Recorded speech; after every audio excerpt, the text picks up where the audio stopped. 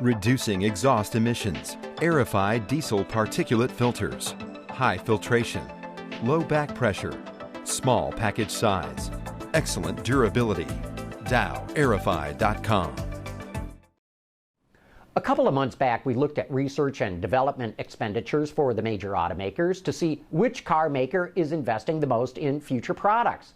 Now let's take a look at which companies raked in the most money and had the best profits for the first half of the year. Just like with R&D spending, Volkswagen dominated in total revenue.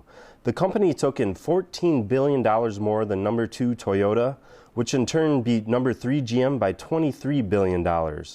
For the most part, the ranks depend on how many cars an automaker sells, but that's not always the case.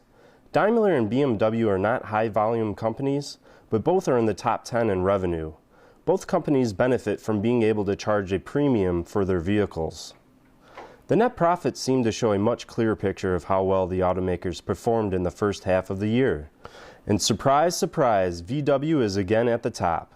The company made $3 billion more than second-place GM.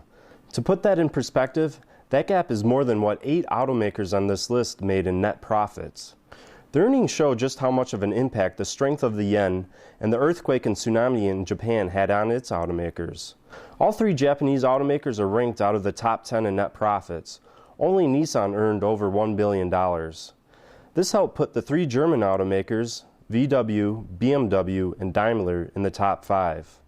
Also moving up the list due to the Japanese struggles is Hyundai and Kia. Both are in the top 10, but Hyundai's $3.9 billion profit is especially impressive. It's just $1 billion less than Ford, which is number 3 on the list.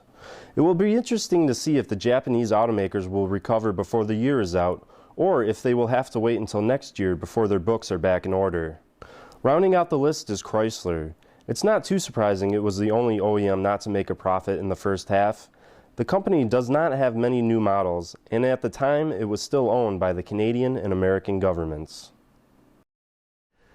But the bottom line is, and I think it's safe to say, Volkswagen is now number 1 in the world.